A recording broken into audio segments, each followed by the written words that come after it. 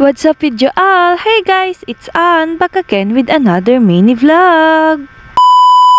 For today's video nga, ito nga yung mga kaganapan namin ng pagkabuhay. Super late upload na nga rin itong video na to dahil napaka-busy nga nitong mga nakaraang araw. Kailangan ko na nga rin ma-upload tong video na to dahil sumusuko na nga yung storage natin sa cellphone. Kaya itong video nga na to, i-share ko nga lang sa inyo yung mga kaganapan namin nung nakaraang linggo. Naisipan nga nila mama na salubungin ang pagkabuhay dito sa Grotto Vista. Kaya maaga nga rin kaming gumayak ng mga oras na to. Nagbook nga lang kami ng masasakyan ng mga oras na to dahil for sure maraming tao doon dahil araw nga ito ng pagkabuhay. Nakarating nga din agad kami dito sa Grotto Vista. Dalawang sasakyan nga yung binok namin dahil for sure hindi nga kami kasya sa isa. Lola!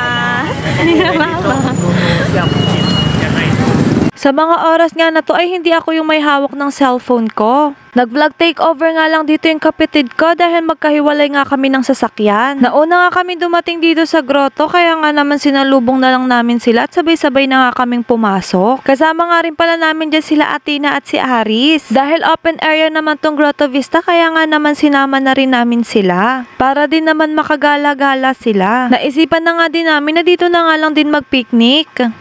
Ganda ng view dito. Dito ka. Yung mga bitbit na yan, wala ka. Sabay-sabay na nga rin kami pumasok dito sa loob para maka-attend pa ng misa at makahanap agad ng pwesong pagkakainan. Pagkapasok pa nga lang namin sa loob ay makikita nyo na nga yung dami ng tao. Kasama nga rin pala namin dito si Harvey Tabachingching. Ito nga yung unang gala niya ngayong 2025. Kaya parang kitang-kita mo sa mukha niya ang pagkabigla. Habang naglalakad nga kami papunta sa simbahan ay biglang may nagpapapansin sa camera. Kaya naman ay hindi niya na rin natiis. Hi! Ay, nag-hi siya. Sa mga oras nga na to, ay ganap na ganap pa rin ang kapatid ko sa pagvi-video. Dahil binilin ko nga sa kanya, nakatagalaw namin na i-video niya. Dahil hindi nga ako makapag-video dahil hawak ko nga si Harvey Bochingching. Kasabay na nga rin namin maglakad dyan yung mga tito namin. Dahil hindi nga sila sumabay sa sasakyan namin at nagmotor sila. Sila nga pala may mga bit-bit ng mga baon namin. Buti na nga lang ay sinipag nga ang kapatid ko mag-video-video. Kaya naman po may upload po tayo ngayon. Gustong-gusto ko talaga mag-upload everyday ng video. Dahil gusto ko nga kahit papano ay makapag-mini vlog tayo. Pero minsan talaga ay napakahirap mag-edit.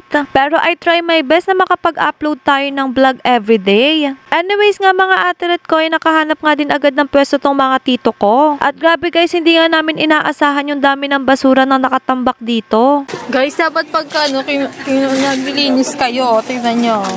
Maraming ang basura dito dahil nga may mga nag-overnight dito nung mga nakaraang araw. At dito nga pupunta yung mga nag-aalay lakad tuwing Huwebes Santo. Kaya naman guys, kung isa ka nga sa mga nag-aalay lakad nung mga araw na yun, ay mag-comment naman kayo dyan sa baba. Back again nga mga ate ko, andito na nga kami sa likod ng simbahan para matindang misa. Huwag nga natin kalimutan araw-araw na magpasalamat sa itaas. Sa araw-araw na biyayang natatanggap natin. At huwag nga natin kalimutan na nagsakripisyo siya para sa atin. Pagkatapos nga ng misa ay dumiretso na rin kami dito sa dinadayo dito sa Grotto Vista. Ito nga yung part ng Grotto Vista na pwede nga kayo mag-family bonding at mag-picnic.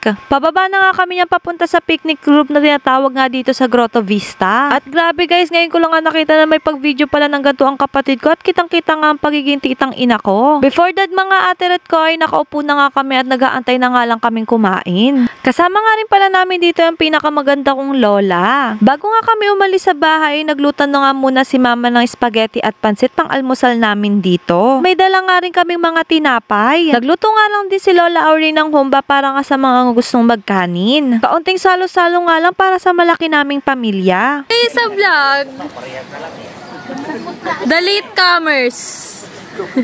Nagsimula na nga rin namin pagsalu-saluhan ang pagkaing inihanda namin. Marami nga rin nagpipiknik dito sa Grotto Vista. At meron nga mga pamilya dito na simula kagabi pa lang ay andito na. Dahil nakasanayan na rin ata nilang mag-overnight dito. Habang kumakain nga kami dito sa Gede, nakita nga namin si Athena na may kalaro na pala. Pagkatapos nga namin kumain at ligpitin ng mga pagkain namin, ay naisipan na nga rin namin pumunta sa mga estasyon. Meron nga tayong 14 na estasyon dito sa Grotto Vista. At estasyon nga na pinupuntahan namin ay nagtitirik nga kami ng kandila at nagdadasal. First time ko nga lang din pumunta dito sa grotto at pumunta sa mga estasyon na kasama sila. Dahil tuwing Holy Week nga ng Biyernes Santo ay kami ay pupunta dito ni Mark. Pupunta nga rin kami sa mga estasyon at nagdadasal at nagtitirik ng kandila. Dahil naging gawin na nga rin namin gawin yung tuwing Holy Week. Kaya nga yung pagkabuhay ngay sila mama nga ang kasama ko. Kaya thank you Lord dahil meron akong pamilyang full of blessings and full of love. I hope this years have a full of blessing for our family.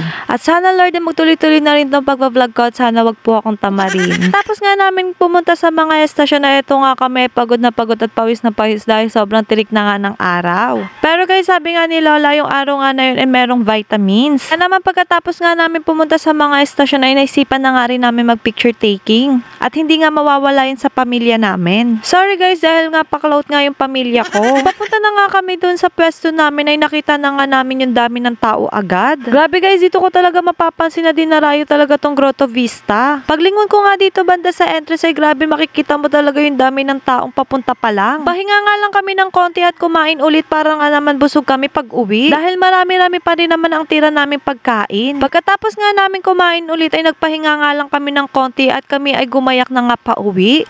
Dahil nararamdaman na nga rin namin ang sobrang init ng panahon. Alas 10 pa nga lang ng umaga niyan ay grabe tirik na agad ng araw. Anyways guys, andito na nga rin kami agad nakasakay na agad kami sa Grab at sobrang traffic nga din ng mga araw na to. Sinalubong na nga lang din namin yung driver namin na to dahil hindi nga talaga siya makasingit dahil nga sobrang daming sasakyan. Kaya thank you Lord for this day. Hanggang dito ko na nga lang tatapusin tong video na to kaya don't forget to like, share, and comment na nga lang dito sa video to. See you on my next vlog!